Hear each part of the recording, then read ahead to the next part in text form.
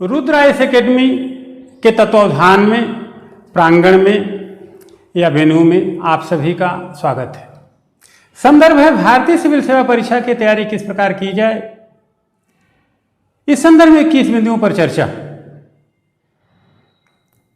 सर्वप्रथम मैं त्रिपाठी अपने सहयोगियों श्री अजय कुमार गुप्ता, डॉक्टर सीबी सिंह व मजहरुल अंसारी जी की ओर से सिविल सेवा परीक्षा के समस्त प्रतिभागियों, प्रतिस्पर्धियों या वे विद्यार्थी जो निकट भविष्य में इस परीक्षा में अपनी भागीदारी सुनिश्चित करना चाहते हैं, या वे विद्यार्थी भी जो इस तरीके का मन रखते हैं,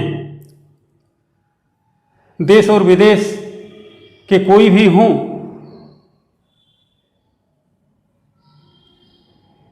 उनका हार्दिक स्वागत करता हूं तथा उनसे विनम्र अपेक्षा करता हूं कि हमारे मार्गदर्शन का यथोचित और तर्कसंगत लाभ उठाएं। शुरुआती प्रयास ये होना चाहिए कि हमारे ज्ञान अनुभव को वे गुने धुने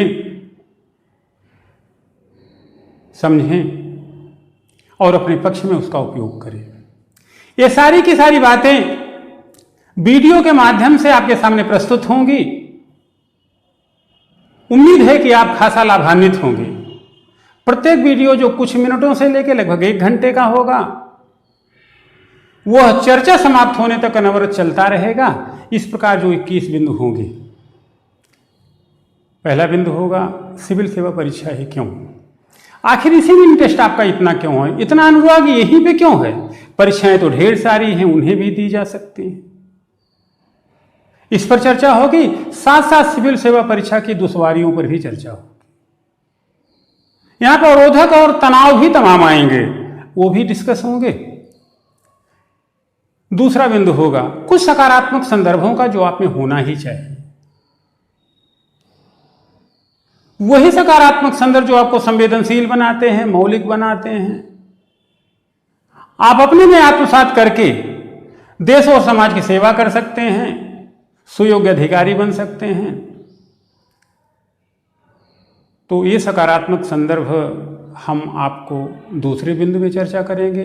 तीसरा बिंदु होगा जो हम आपसे चाहते हैं। चौथा बिंदु होगा जो आपको करना चाहिए। पांचवा बिंदु होगा सिविल सेवा परीक्षा पास करने का आधारभूत प्रकल्प, आई मीन बेसिक कंसेप्ट। उन आधारभूत कारकों की चर्चा होगी जो इन परीक्षा के तैयारी में काफी मौलिक होंगे, सारभूत होंगे, जिनके संदर्भ में आप विशद, समग्र एवं समावेशी सोच रख करके आप अपने उद्देश्यों की प्राप्ति कर सकते हैं। छठवां बिंदु होगा परीक्षा पद्धति का, आई मीन यूपीएससी किस पैटर्न पर यह परीक्षा लेती है। फिर प्रारंभिक परीक्षा का पाठ्यक्रम, संदर्भित सामग्री, संसाधन या कौन कौन सी पुस्तकें, किताबें, पत्रिकाएं आप पढ़ें। सातवां बिंदु होगा मुख्य परीक्षा के पाठ्यक्रम का, उनकी पुस्तकें, उनकी किताबें, क्या पढ़ना है आपको, कौन सी पत्रिका पढ़नी है। फिर आपका 8वां बिंदु होगा 1 दिन की रणनीति तथा 9वां बिंदु होगा 1 वर्ष की रणनीति। वस्तुतः ये 2 बिंदु आपकी परीक्षा की संजीवनी होंगे। 1 दिन जो आप करते हैं, क्या उसे आप कल कंटिन्यू कर पाएंगे, आप सातत्यता में, पंक्चुअलिटी के साथ कन्वर्ट कर पाएंगे। यदि आप ऐसा कर पाए, यानी कि 1 दिन की बात अगर आपकी 365 दिन की बात में कन्वर्ट हो गई, परिवर्तित हो गई, तो समझ लें एक बड़ा अवसर आपके सामने है। आप सिविल सेवा परीक्षा निस्संदेह पास कर लेंगे। 10वां बिंदु होगा वैकल्पिक विषय का। वैकल्पिक विषय के रूप में किस विषय का आप चयन करें, यहां पे खासी समझदारी की जरूरत पड़ेगी। और अगर आप अच्छे वैकल्पिक विषय का चयन कर लेते हैं तो निस्संदेह हमारे आप के चयन की संभावना 25% बढ़ जाती है। आप वैकल्पिक विषय में 300 प्लस मार्क पा सकते हैं। 350 नंबर भी पा जाएं तो बहुत आश्चर्यचकित मत रहिएगा। इसके बाद 11वां बिंदु होगा कैसे नोट्स बनाएं। ये बड़ी महत्वपूर्ण बात होती है। तो हम नोट्स बनाने का तरीका बताएंगे और कुछ महत्वपूर्ण सुझाव देंगे। इसके बाद आपका 12वां बिंदु होगा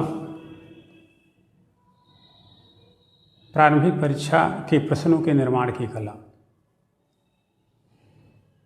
कैसे आप प्रारंभिक परीक्षा के प्रश्न बनाएं, पढ़ाई के उपरांत उन्हें रेज करें, जनरेट करें।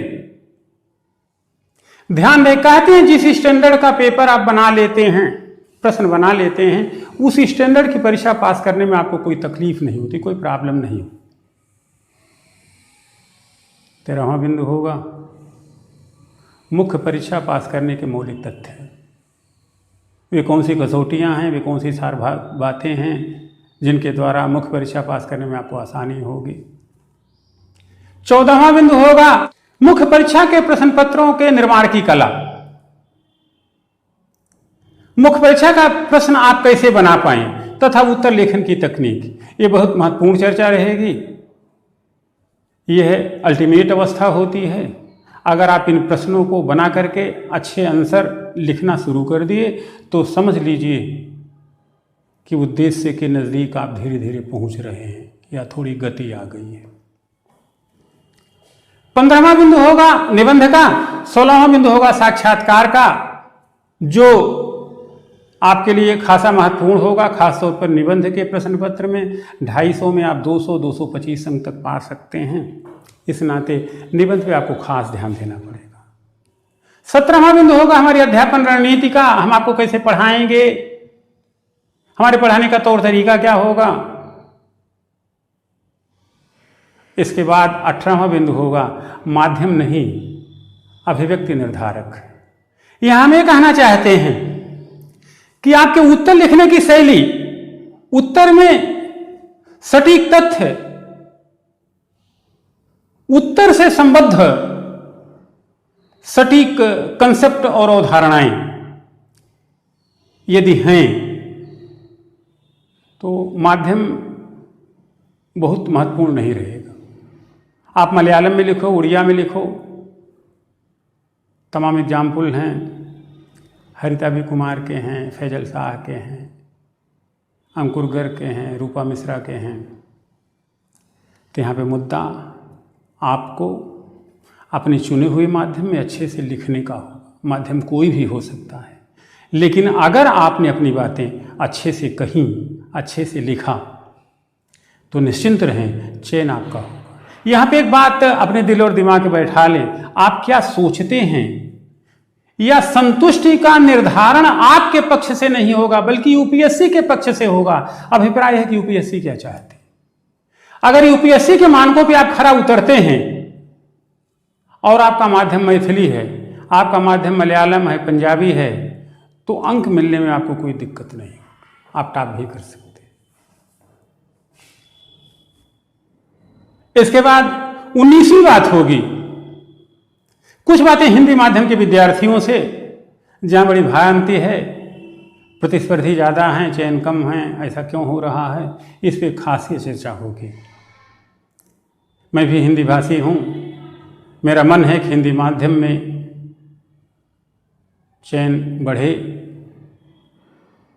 टॉप भी लोग करें, तो हिंदी माध्यम के विद्यार्थियों से खासी चर्चा होगी।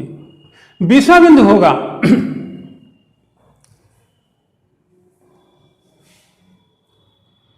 उन तथाकथित विद्यार्थियों से जो अंग्रेजी माध्यम में तो हैं, वस्तुतः अंग्रेजी माध्यम के सुयोग्य नहीं हैं। अगर वो हिंदी माध्यम में आ जाएं तो हिंदी माध्यम का गौरव तो बढ़ाएंगे ही बढ़ाएंगे, साथ साथ अपना चयन भी सुनिश्चित करेंगे।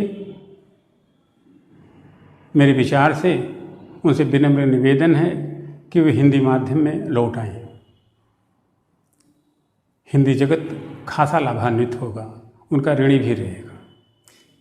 एंड लास्ट बात, यानी कि 21वां बिंदु, हम ये बताना चाहेंगे आपको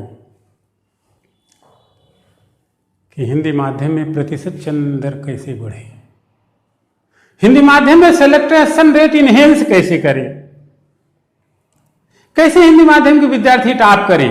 जो कर सकते हैं, आश्वस्त रहें। इस प्रकार हम कहेंगे कि उपरोक्त 21 मौलिक उपादानों को समग्र और समावेशी दृष्टि से देखते हुए अपने पक्ष में उपयोग करें, आश्वस्त रहें। एक अच्छा अवसर, एक अच्छा समय आपका इंतजार कर रहा है। विषयों के चयन में चतुराई बरतते हुए, अच्छे नोट्स बनाते हुए, एक दिन की और एक वर्ष की रणनीति को निरंतरता के साथ फॉलो करते हुए एक एक कदम आगे बढ़ें। ऐसा कोई कारण नहीं बनता कि आपका सिलेक्शन न हो, आप टॉप न कर जाएं। हाँ, कुछ दुश्वारियां होंगी, कुछ कठिनाइयां होंगी, लेकिन दुश्वारियां और कठिनाइयां तो जीवन के साथ साथ चलते रहें। उनको लेके आपको चिंतित होने की आवश्यकता नहीं है। ध्यान रहे, ये गंगा के चलते हुए पानी की तैराकी नहीं है, बल्कि जमुना के शांत पानी में तैराकी लगाने जैसा है। कहते गंगा के पानी में तैराकी लगाओगे तो लहरों के साथ गंगा के पानी की तेज की गति के साथ कहीं न कहीं पहुंच ही जाओगे, लेकिन जमुना के शांत पानी में तैरने के लिए आपको अपने पौरुष का उपयोग करना पड़ेगा, पुरुषार्थ का उपयोग करना पड़ेगा। इस नाते जो विद्यार्थी जमुना के शांत पानी में तैराकी लगाने के लिए तैयार हों, वो हमारी बात भी मानने के लिए तत्पर हों, वो टॉप कर सकते हैं। अवरोधकों की चिंता नहीं करनी, कठिनाइयों की चिंता नहीं करनी है। किसी सुधी जन ने कहा है, पथ क्या पथिक सफलता क्या जब पथ में बिखरे सोल न हो, नाविक की धैर्य कुशलता क्या जब धाराएं प्रतिकूल न हो। एक बात और कहीं चाय की दुकान पे सुना था, ओरा ही रुक न जाना कहीं तू हार के। इस नाते अवरोधकों की चिंता अच्छे विद्यार्थी नहीं करते हैं, डरने की आवश्यकता नहीं है। एक बात और मैं स्पष्ट कर देना चाहता हूँ, रणनीतियाँ जो मैंने बताई या जो मैं आगे बताऊंगा, ये महत्वपूर्ण हो सकती हैं, ये इस परीक्षा को पास करने की शर्त हो सकती है, बट पर्याप्त दशा नहीं। इस नाते रणनीतियाँ कोई और बने, किसी और से बनवा लें।